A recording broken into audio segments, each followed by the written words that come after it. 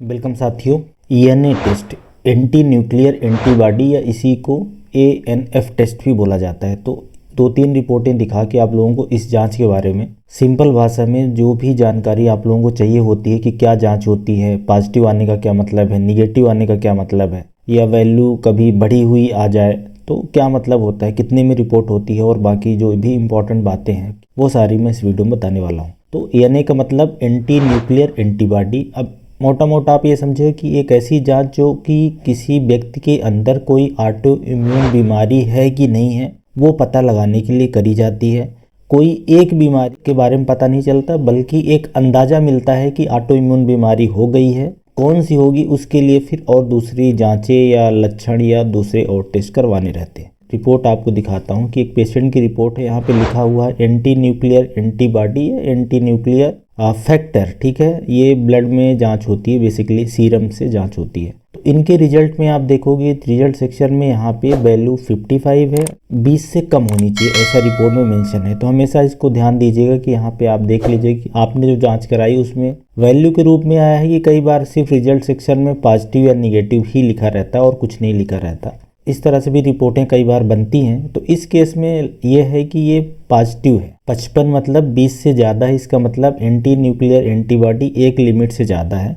अब यहाँ पे इंटरप्रिटेशन सेक्शन में लिखा भी है कि अगर 20 से कम आ जाए वैल्यू तो निगेटिव है, मतलब एंटीबॉडी नहीं है, मतलब कि अच्छी बात है, शरीर के अंदर कोई ऑटोइम्यून बीमारी नहीं है या होने की पॉसिबिलिटी नहीं है। एक चीज़ ज़रूर ध्यान रखें कि ये टेस्ट के बेसिस पे ये नहीं बोल सकते कि कोई ऑटोइम्यून बीमारी 100% होगी या 100% नहीं होगी, एक अंदाज़ा मिलता है। तो रिजल्ट निगेटिव है मतलब ऑटो इम्यून बीमारी होने की संभावना काफ़ी कम है। अब 20 से 60 के बीच में है तो मॉडरेट पॉजिटिव, और 60 से ऊपर है तो स्ट्रांग पॉजिटिव। इनके केस में 20 से 60 इस रेंज में है, इसका मतलब कि मॉडरेट पॉजिटिव है। मैं पहले ही बता दूं कि कोई स्पेशल बीमारी के बारे में 100% श्योरिटी से नहीं बताता कि अब ये बीमारी होगी ही, और ये भी नहीं बताता कि ये बीमारी नहीं है, ठीक है। परसेंटेज में चलता है मामला और एक रफ एस्टिमेट देता है। एक चीज़ और बता दूं कि ये जो एंटी न्यूक्लियर एंटीबॉडी है ये कई तरह की होती हैं। जैसे कि यहाँ पे एग्जांपल आप देखोगे double standard DNA, histone, SSA, RO, SSBLA, Smith है, RNP, SCL70, JO1, सेंट्रोमियर। तो इतनी तरह की होती हैं, इनकी अलग अलग भी टेस्टिंग करी जा सकती है। जैसे एक एंटी न्यूक्लियर एंटीबॉडी है, अगर ये पॉजिटिव आती है तो जो सेकंड फेज में फिर पेशेंट को ये रिकमेंड किया जाता है कि ये इनकी सबकी अलग अलग टेस्टिंग करो, तो फिर वो महंगी जांच हो जाएगी, तो उससे फिर एक और ज़्यादा अंदाज़ा मिलता है। अब कीमत की बात करें तो जब simple anti nuclear antibody test बस देखना हो तो ये 1000 रुपये 800-900 के बीच में हो जाती है। इसमें और कोई खास प्रिपरेशन नहीं, आप कभी भी ब्लड सैंपल दे सकते हैं लैब में जाके। अब एंटी न्यूक्लियर एंटीबॉडी जैसा कि मैंने पहले ही बताया कि होता क्या है कि हमारे शरीर में एंटीबॉडी बनती है बैक्टीरिया, वायरस, फंगस को मारने के लिए और कई बार ट्यूमर सेल्स को मारने के लिए। लेकिन अगर अपने ही शरीर की बनाई एंटीबॉडी अपने ही शरीर के हेल्दी सेल्स को अटैक करने लगे तो वो ऑटो इम्यून बीमारी बोला जाता है उसको। और ये जो एंटी न्यूक्लियर एंटीबॉडी ये है कि जो सेल्स होता है, कोई भी सेल है उसके अंदर न्यूक्लियस होता है, उसके अगर डिफरेंट कंपोनेंट के अगेंस्ट में ये बन जाए तो उसको एंटी न्यूक्लियर एंटीबॉडी बोलते हैं। फिर बहुत सारी बीमारियां होती हैं जो शरीर के अलग अलग हिस्सों को अफेक्ट करती हैं, उनमें फिर समस्या आती है। स्किन है, मसल है, जॉइंट है, ब्रेन है, लंग्स है, हार्ट है, लीवर है, ऐसा हो सकता है। एक दूसरी रिपोर्ट दिखाता हूँ। उस वाली रिपोर्ट में वैल्यू आई थी, इस वाली रिपोर्ट में आप देखेंगे एंटी न्यूक्लियर एंटीबॉडी स्क्रीन में सिर्फ निगेटिव लिखा है। पॉजिटिव निगेटिव की बात है, कोई वैल्यू की बात नहीं है। इसका मतलब है कि इन मरीज में निगेटिव आई है, ठीक है। अब निगेटिव आई है मतलब कि ऑटो इम्यून बीमारी होने की पॉसिबिलिटी नहीं है या काफ़ी कम है। अब जो एंटी न्यूक्लियर एंटीबॉडी के जो मैं पैनल की बात कर रहा था कि बहुत तरह के होते हैं, ऑटो इम्यून बीमारियां कई तरह की हो सकती हैं और ये एंटी न्यूक्लियर एंटीबॉडी भी कई तरह की हो सकती है। तो उनकी फिर अलग अलग टेस्टिंग भी ऐसी कराई जाती है डिपेंडिंग कि कैसे पेशेंट को लक्षण आ रहे हैं, क्या सस्पेक्टेड लग रहा है। एक चीज़ और इम्पॉर्टेंट आपको बताता हूँ कि जो एंटी न्यूक्लियर एंटीबॉडी है ना, जैसा मैंने शुरू में बोला था कि इसका पॉजिटिव हो जाना मतलब 100% कोई गारंटी नहीं है कि ऑटो इम्यून बीमारी हो गई है। 3 से लेके 15% हेल्दी लोगों में भी ये पॉजिटिव हो सकती है।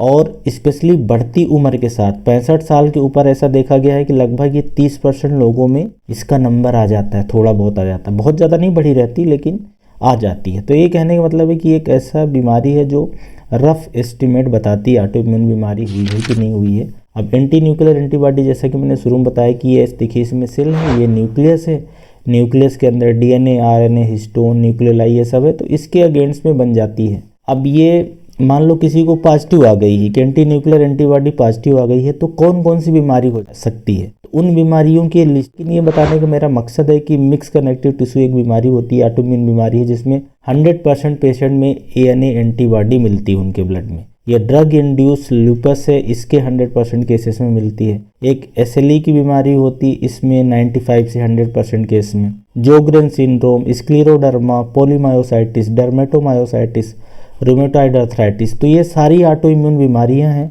और इनका देख लें आप परसेंट लेवल कि कैसा इतने परसेंट व्यक्तियों में एंटी न्यूक्लियर एंटीबॉडी मिलती है। जैसा कि मैंने शुरू में बताया कि ये एक स्क्रीनिंग टेस्ट है जो ऑटो इम्यून बीमारी होने की या ना होने की पॉसिबिलिटी को बताता है, और नॉर्मल भी व्यक्तियों में ये कुछ परसेंट केसेस में पाई जाती है, जो मैंने पहले ही बता दिया। अब रिजल्ट आप लोग पूछते हो कि पॉजिटिव है निगेटिव है, तो क्या मतलब है, तो निगेटिव है मतलब कि अच्छा है, पॉसिबिलिटी नहीं है, तो निगेटिव रिजल्ट मतलब है यानी टेस्ट की एंटीबॉडी शरीर के अंदर नहीं है, मतलब ऑटो इम्यून बीमारी होने की संभावना नहीं है या कम है। 100% नहीं है ऐसा ही बात नहीं है, पर नहीं होने की संभावना बताता है निगेटिव टेस्ट। पॉजिटिव टेस्ट मतलब कि आपके शरीर में वो एंटीबॉडी बनी है जो आपके शरीर के आर्गन को डैमेज करने की क्षमता रखती है, डैमेज कर रही है, इसलिए इनमें से कोई ऑटो इम्यून बीमारी हो सकती है। एक चीज़ और बता दूं कि एंटी न्यूक्लियर एंटीबॉडी ये कोई ऑटो इम्यून बीमारी बस में पॉजिटिव नहीं होती, कई बार जो वायरल इन्फेक्शन कुछ होते उनमें भी बन जाती है, और कई बार कुछ कैंसर होते हैं उनमें भी बन जाती है। और जैसा कि मैंने बताया कि 3 से लेकर 15% नॉर्मल व्यक्तियों में भी पाई जाती है, और बढ़ती उम्र के साथ भी इसका नंबर और बढ़ जाता है। बाकी ये ऑटो इम्यून बीमारियां यहाँ पे है, लिस्ट है जिन सब में ये एंटी न्यूक्लियर एंटीबॉडी पाई जाती है, तो सारी ऑटो इम्यून बीमारियों के लिस्ट हो गई। अब एक बात आती है कि ये भाई एंटी न्यूक्लियर एंटीबॉडी कराते क्यों है, तो होता क्या है कि कुछ ऐसे सिम्टम्स होते हैं बीमारियों में